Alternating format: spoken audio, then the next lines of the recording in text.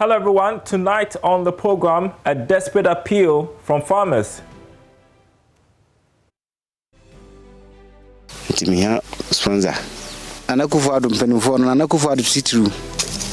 If I am able to get regular buyers, I can increase my cultivation. Prince Apia is in Manso Esiowing in the Ashanti region, where pineapples are getting wasted because there is no demand. Also coming up tonight, work on a major railway connection between Ghana and Burkina Faso expected to begin by middle of next year. 3 firms have been shortlisted for the project. We'll tell you more. Also ahead tonight, the Ghana Union of Traders Association will be letting us in on new strategies they say foreigners are adopting to stay in the retail business. My name is Darryl Kwao. This is Business Live.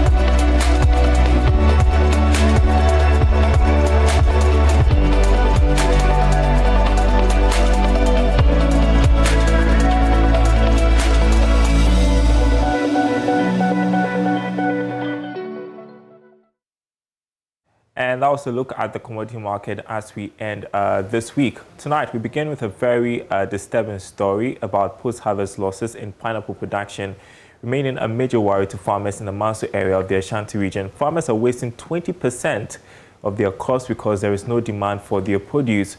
Prince Apia traveled to Manso Esiowing to assess the situation, and here's his report.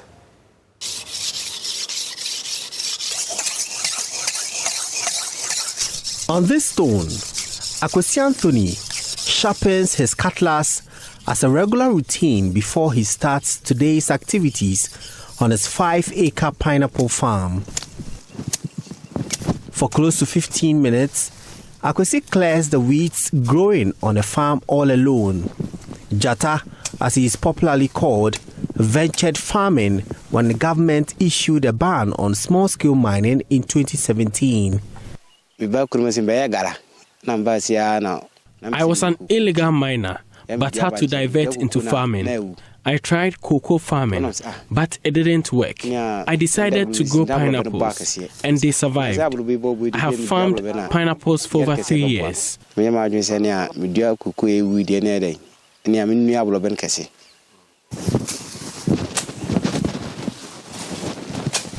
After unsuccessful cocoa production, he began pineapple cultivation on his family land all by himself. He has invested 4,000 cedis in this year's cultivation, but struggles to get buyers. Pineapple production in Ghana continues to concentrate in the central, eastern, Volta region and the Greater Accra regions of Ghana. There are few farmers like Anthony here in the Ashanti region who have decided to enter the market and make some impact.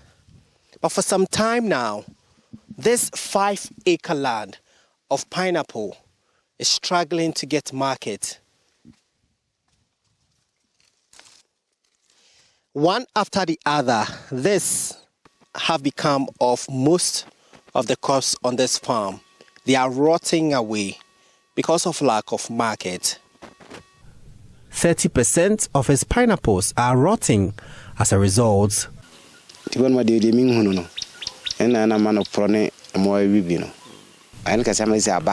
over 3 years, I have cultivated pineapples, but sometimes I don't get people to buy the produce. At least I invest 4,000 cedis in every cycle, but the investments sometimes go waste.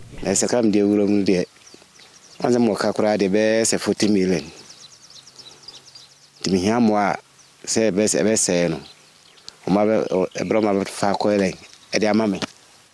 Farmers here have been encouraged by the government's industrialization drive and got into farming, but are struggling.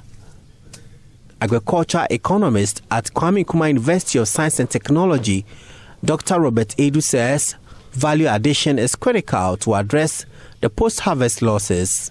What largely accounts for this is the fact that we have so many producers, and when the market is not that well organized, as we have in the case of cocoa, then you have a situation like that. So farmers produce and they are stranded.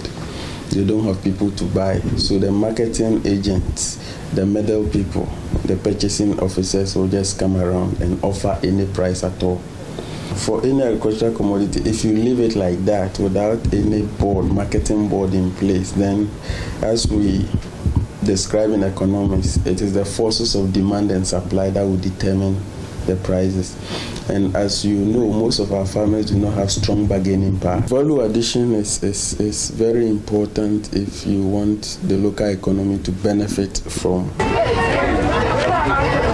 My name is JoyNews Yankra. My work is fruit juice. I do natural fruit juice. No preservatives. This is JoyNews Yankra, a fruit juice seller at Tech Junction in Kumasi. In recent months, he seldom produces pineapple juice because patronage has declined. I do natural. The pineapple juice, people don't like it so much. Pineapple, no, minya supply because of the market no week. I receive pineapple supply weekly because of its low patronage compared to other fruits like mango and banana that comes every 2 days. Pineapple there, that will last. This perhaps could be the reason for Anthony struggling to get buyers for his pineapple. Anthony says he has the capacity to expand his farm with the requisite funding and market.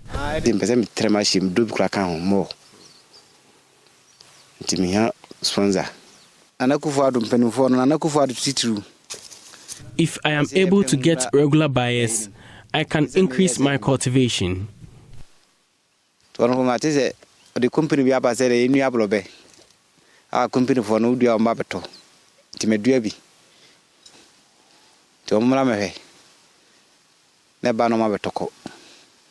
So passionate farmers like Anthony would continue to farm, but until they get off-takers in addition to government support. Prince Apia reporting. Well, the report makes you wonder why there is a decline in demand for pineapples. Then again, an important subject comes up that has to do with value addition as far as our produce are concerned. That's something we should look at. Well, let's turn to other stories for you tonight. The Private Enterprise Federation is kicking against any moves to increase utility tariffs in the coming months. There are currently proposals by various utility firms for an urgent upward adjustment in tariffs to keep them in business and deal with the current power supply issues. But speaking on PM Express Business Edition, Chief Executive Nana Osei-Bonsu said the companies have not done enough to justify any increase. Energy is a very, very important item in the provision of business services. And if you keep increasing it, we don't have much of a choice. It's like food.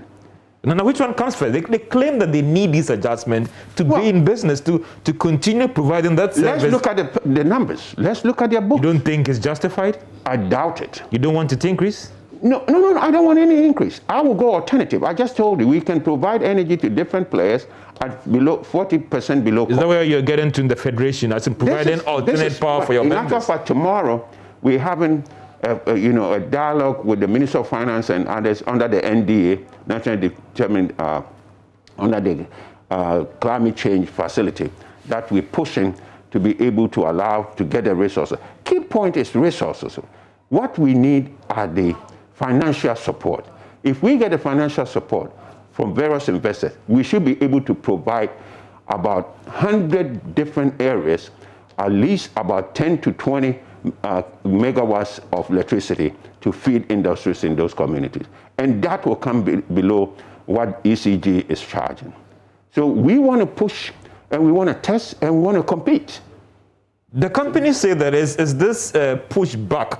That is why we have, from private sector, from consumer, that is why we are here with this doom. So if we increase the tariffs to more market. I'm not trying to knock anybody, but when you fail to reinvest and your equipment deteriorates, and you're now going to doom, so don't blame me that I didn't pay my fair share. Realistic tariff prices. Realistic tariff prices. We didn't set a price. We have PURC, and they set a price. So the private sector is a beneficiary or victim of PURC pricing. Well, let's turn to the railway sector, an important development there for you tonight. The about 1,100-kilometer connection between Ghana and Burkina Faso is expected to begin by the middle of next year, all things being equal. This is the timeline from both countries, as 3 successful bidders have been shortlisted for the project. It will open up trade between the two countries. Here's a report from a bidders conference held in Accra. To have railway interconnectivity between the port of Tema and the capital city of Burkina Faso, Ouagadougou, remains a key priority due to its importance in accelerating the socio-economic growth and development of Ghana and Burkina Faso. The 3 bidders that were engaged at the bidders conference, which includes frontline investors Telubidi, Motor Angel Africa, and Siemens, are expected to submit their technical and financial proposals by July this year to enable the two countries continue with the process. According to Railways Development Minister John Peter Amewu, the project is on course as planned.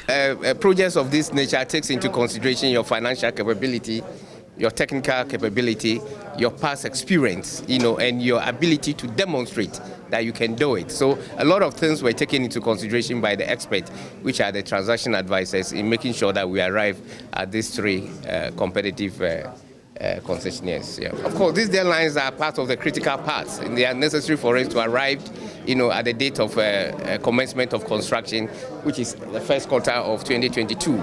So it is key. It's a part of the critical part, and we are considering very, very important. We don't want to give any room for any of these shortlisted, concessionaires to come back on it. So, and that is why the pre-bidding conference today spelled out some of these details. And I think most of them are aware of the details that have been spelled out in the morning section, which they have to adhere strictly to. On his part, the Minister for Transport, Urban Mobility and Road Safety of Burkina Faso, Vincent Dabiju, noted that his country cannot wait to see this rail line operating. He spoke through an interpreter. Burkina is a landlocked country and we are, okay. J'allais dire que le Burkina Faso est beaucoup plus pressé que le Ghana même. We have to say that Burkina is more urgent for Burkina than even for Ghana. Voilà, là où je parle, le président Roch-Marc Christian Kaboré a déjà donné des instructions. Et chez nous, les terres ont été déjà libérés pour attendre donc le tracé du chemin de fer. Okay, and our president has already given orders for lands to be liberated for this project to start. Parce que c'est un grand projet qui doit booster donc l'économie du Burkina Faso et l'économie du Ghana. And it's a big project that can help develop the economy of Burkina Faso and that of Ghana too. The line stretches from Mpakadan through Hohoi and Yendi to the capital of Burkina Faso, Ouagadougou. Well, you're watching Business Live. Still ahead in this bulletin, we will be hearing from the Ghana Union of Traders Association what they say new strategies foreigners are adopting to stay in the retail business. That's after this break. Do stay.